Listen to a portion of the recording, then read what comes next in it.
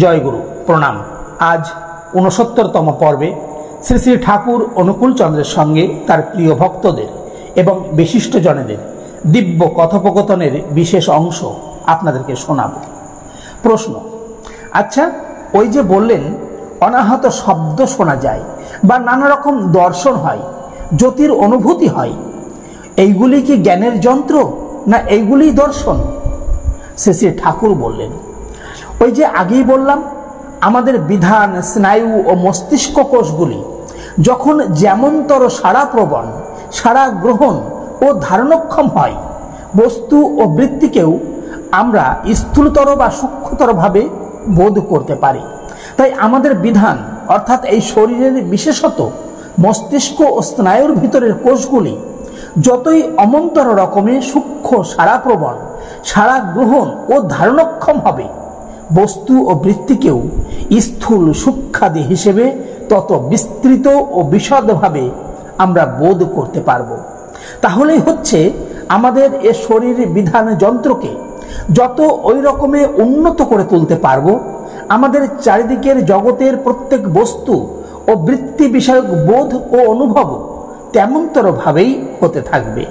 আর আগে যে টানের কথা বলেছি, ওই টান ঈপ্সিতের দিকে যত তীব্র, তরতরে ও পরিশ্রুত, অর্থাৎ তাকে ছাড়া চাহিদার আর কিছুই থাকে না, এমনতর হয়। চারিদিকের জগৎখানার জানাও তেমনতর স্থূলতর হতে সূক্ষ্মতর, তাই তার বিবৃতি সামঞ্জস্য ও সমাধান নিয়ে আমাদের জানার পাল্লায় আটক হয়ে থাকে। তাই ও লক্ষণগুলি মানেই হচ্ছে এই, যা দিয়ে আমরা জানি সেই যন্ত্র বা যন্ত্রগুলিকে ওই রকম জানার ক্ষমতায় উন্নত করা। তাহলেই এবার বোধহয় বোঝা গেল ও যদিও একটা দর্শন, তা হচ্ছে এই শরীরে নিহিত যন্ত্র বা যন্ত্রগুলির যা নাকি, অর্থাৎ যে লক্ষণগুলি নাকি একটা মাপকাঠি তারই, যাতে বোঝা যায় ওই যন্ত্রগুলি কেমনতর দর্শনের উপযোগী হয়ে কেমনতর ভাবে উঠেছে। প্রশ্ন, আচ্ছা এই জাতীয় দর্শন শারীরিক বিধানের কোনো স্থায়ী পরিবর্তন ঘটিয়ে দিয়ে যায় না সাময়িকভাবে ওই অবস্থায় উন্নতি করে মাত্র? শ্রী শ্রী ঠাকুর বললেন, প্রথমে যে রকমের ব্যাপারের কথা প্রথমে বলেছি, ওই ব্যাপারের ভেতর দিয়ে হঠাৎ হয়ে থাকে, তখন একটা চমকের মতন কেমনতর, অর্থাৎ ওই রকম হলে দুনিয়াটাকে যেমন বোধ করা যায় তেমনতর বোধ হয়। আবার স্বপ্ন ভাঙার মতন পূর্বাবস্থায় চলে আসে। এমনতর হতে হতে ক্রমে ওই হঠাৎ ভাবি একটু ঘন ঘন হতে থাকে। তারপর এই হঠাৎগুলি এত কাছাকাছি হয়, মনে হয় ক্রমাগতই হচ্ছে। তারপর মনে হয় আমি বুঝি এমনতরই। প্রশ্ন, এই যে অনুভূতি অর্থাৎ শব্দ ও জ্যোতি দর্শনের কথাই বললেন যে এই সব হঠাৎ হয়, আবার মাঝে মাঝে মোটেই টের পাওয়া যায় না, এরূপ হওয়ার কারণ কি? একটা পর্যায় তো থাকা চাই। একবার যা হঠাৎই হলো, কিছুদিন বাদে আবার সেই শব্দ ও জ্যোতি দর্শন হবে না অন্যরকম হবে? শ্রী শ্রী ঠাকুর বললেন, কড়াইয়ে কখনো জল চাপিয়ে নিজে হাতে তা জাল দিয়েছিলেন? যদি দিয়ে থাকেন, জল যখন ক্রমে গরম হতে যাচ্ছে, তখন যেমন করে তার ফোঁট কাটে, অনেকটা তেমনতর। প্রথমে একটা ফোঁট উঠল, জলের উপরে উঠে মিলিয়ে গেল। তারপর আর একটা ফোঁট উঠল, মিলিয়ে গেল। তারপর আর একটা উঠল, মিলিয়ে গেল। তারপর জায়গায় জায়গা থেকে উঠতে থাকে। তারপর কড়াইয়ের জল যত গরম হতে থাকে, তখন ফোঁটগুলি অল্পের থেকে ক্রমে ঝাঁকে ঝাঁকে উঠতে আরম্ভ হয়। তারপর আরো গরম হলে পরে ক্রমশই ঝাঁক বাড়তে থাকে। তখন ফোঁট ওঠে আর নিভে যায় না। ক্রমে জলের উপরেও একটু একটু টকবাগানি আরম্ভ হয়। আরো গরম হলে আর তো কথাই নাই, তখন সব কড়াই ফোটে ভরে যায়। তখন সে জলে হাত দেওয়া সে বড় সহজ কথা নয় যে বাবাজি হাত দেবেন, লাগলেই সাথে সাথে ওই ফোঁটার ফোসকা সারা গায়ে ছিটিয়ে দাও। ওই ছিটানো জল যেমন ভাবে লাগবে যেখানে, সেইখানে তেমন ফোসকা।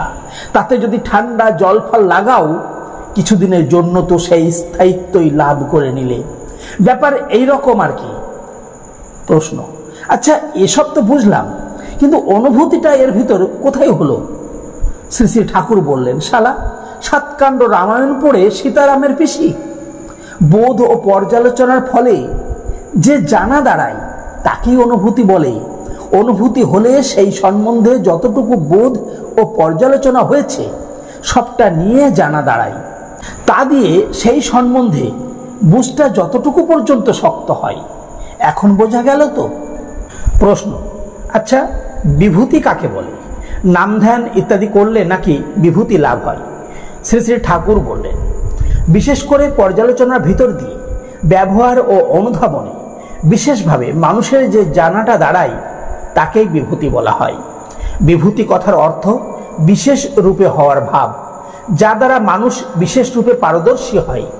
তা সাধনা করতে করতে যখন তার চারিদিকের জগৎখানার প্রত্যেকটি সম্মুখে এসে দাঁড়ায়, সে তার ইষ্টের বা অভীষ্টের পুজোয় তৃপ্তি করার মানুষে তন্ন তন্ন করে পর্যালোচনার ভিতর দিয়ে নিয়ন্ত্রণ করে যা আহরণ করে তা বোধের ভিতর দিয়ে জানা, অর্থাৎ জ্ঞান ও কর্মে দক্ষতা ও ক্ষিপ্রতায় আয়ত্তে এসে সম্পদ হয়ে মজুদ থাকে। এই হচ্ছে বিভূতি। আর এই বিভূতি সম্যক যার ভিতর শত হয়ে আছে তিনিই হচ্ছেন বিভু। তাই অনিমাত্ত অর্থাৎ খুব সূক্ষ্ম হওয়ার বোধ, লঘিমা লঘু বা পাতলা হওয়ার বোধ, ব্যক্তি ছড়িয়ে যাওয়ার বোধ, প্রকাম্য কামনাগুলি বেশ করে বশীভূত হলে যে একটা স্বচ্ছন্দতা আসে, তাই মহিমা যেমনতর দেখলে পুজো করতে ইচ্ছে করে, এমনতর মহিয়ানত্বের ভাব। ঈশিত্ব জানাটা এমনতর বাস্তব, যা দিয়ে নাকি শত ও সহজ হয় এমনতর। বশিত্ব জানার দখল ও তার ব্যবহার এমনতরই যাতে যা কিছু থাকে তা বশ না হয়েই পারে না। কাম বসাইতা, কামগুলিকে অর্থাৎ চাহিদা যা আছে তা কি করে সফল করতে হয় সে স্বচ্ছন্দতা। তাই বিভূতে এগুলি খুব ভালো করে নিহিত আছে। আর ওইগুলি হচ্ছে সব রকম হওয়াগুলিকে অত রকমের বিভেদে করে প্রত্যেকটিকে বিভূতি বলা হয়েছে। আবার সাধনা করে অভীষ্টের দিকে যত যেতে হলে রাস্তায় এগুলি আপনা আপনি অনেক রকম হতে থাকে, কিন্তু এগুলি উদ্দেশ্য করে যদি কেউ সাধনা করতে যায় তার পক্ষে এগুলি পাওয়া খুব দুষ্কর হয়ে থাকে। প্রশ্ন, সাধনার কালে নানা রকম আসন ও মুদ্রার ব্যবস্থা আছে, এসব কি প্রকৃত সাধনার সঙ্গে এর কোনো সম্পর্ক আছে কি? শ্রী শ্রী ঠাকুর বললেন, কোনো কাজ করতে গেলে কেমনতর ভাবে শরীরকে রাখলে তা করার পক্ষে সুবিধাজনক হয় তাই হচ্ছে আসন।